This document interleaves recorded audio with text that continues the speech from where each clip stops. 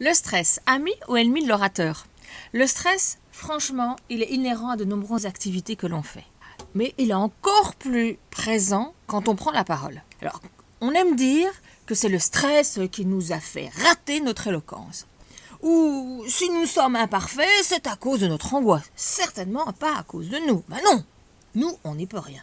Alors le stress, en apprenant à le connaître, va devenir un allié. Et même, je peux te le promettre, ton meilleur ami. Le trac, le stress, d'où viennent-ils? Alors, c'est par manque de confiance que le stress, le trac arrive. Qu'est-ce qui motive ton stress à sonner l'alarme? Quand tu prends la parole, ce qui te fait le plus peur, ce n'est pas vraiment de parler, mais c'est d'être regardé, jugé et écouté.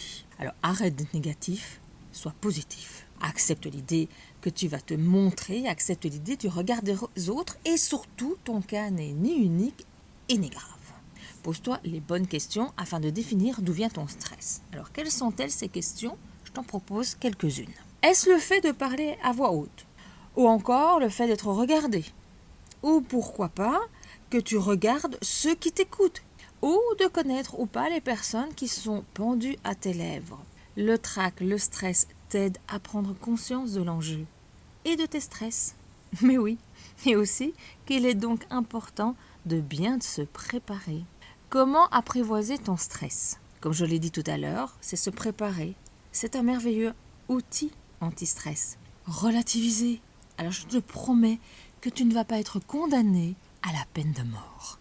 Aurais-tu inventé des enjeux autres que ceux qui sont réels? Quelles sont les conséquences réelles, non fantasmées de ta prise de parole? Il n'y a plus qu'une chose à faire. Répéter encore et encore. Se projeter. Mais oui, plus tu fais des représentations de ton intervention positive, plus tout devient banal pour ton cerveau. Commence par respirer calmement, normalement, et s'il te plaît, ne parle surtout pas tant que ta respiration ne s'est pas apaisée. 1, 2, 3, inspire, 1, 2, 3, respire. Et aussi, sois à l'aise dans ta tenue. Il est impératif de se sentir beau. Un bon orateur est celui qui pense aux autres et non à soi aussi. Il a aussi la capacité de se mettre à la place des autres. Alors, il porte soin au confort du public et attentif au vocabulaire qu'il choisit. Le stress te montre le chemin de ce qu'il est important de changer.